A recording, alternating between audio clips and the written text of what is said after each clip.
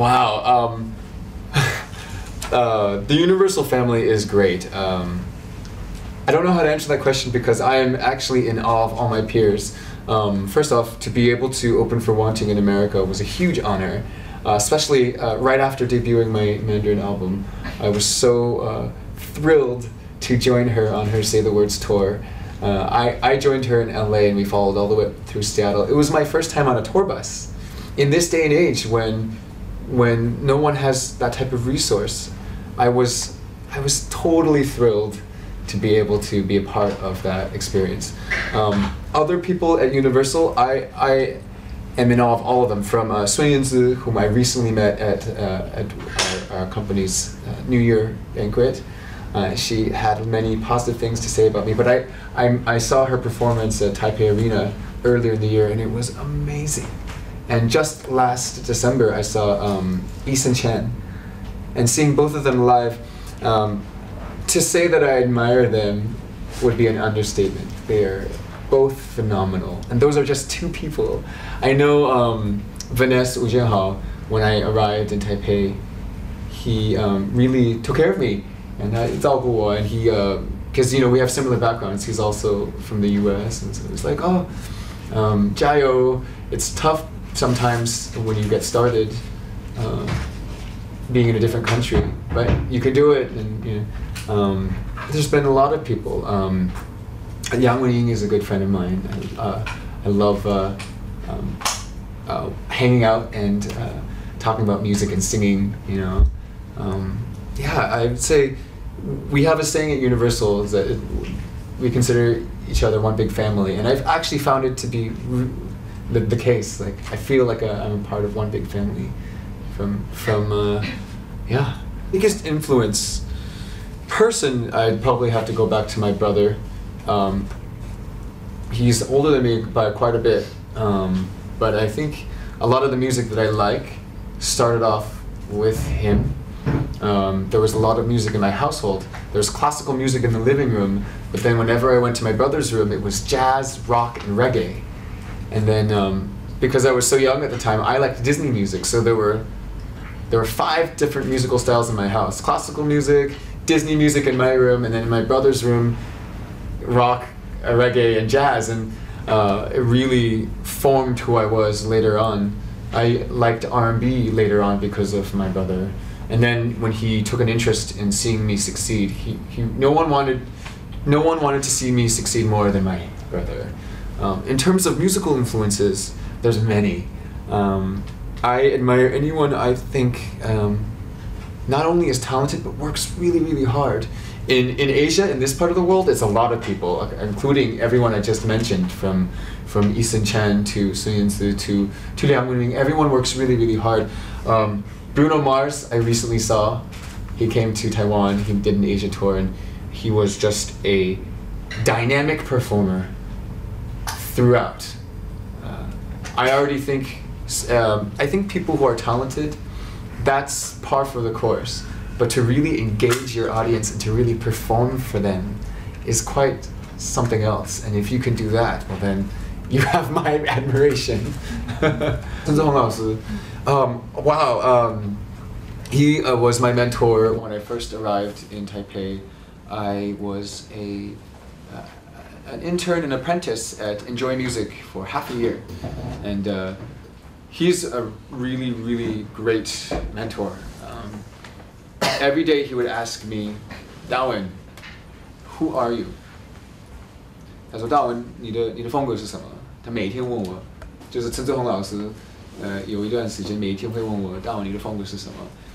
那个时候我没有办法回答。他说我会一直问，等到你可以很直接回答我，我会一直问你。然后he taught me many things about pop music. They really appreciate. There's a lot of Taiwanese music there too at Enjoy Music. So 我在那个喜欢音乐, I was able to listen to a lot of Taiwanese music, because before I was not familiar. 就是之前我对那个台语歌比较概念比较少. So that was one of the good things about 陈志宏老师. And then 我第一次 my first opportunity to write a commercial was given to me by him. It was a great honor. I got to write classical music for a cosmetic commercial for 二姐. So I'm very grateful for my time spent under his guidance. Plenty of people. If I had to choose two, whether to collaborate with or to write for, I would want to either write or sing with Lin or JJ Lin, both whom I find to be amazing vocalists and performers. For them, well, because they're such powerhouses in terms of singers. Probably a duet or writing a soaring ballad or something. Yeah, I think it would be amazing. I've recently been recently jamming with Miss Ko, so we talk about music and we hang out a lot together. So hopefully something in the future, music-wise.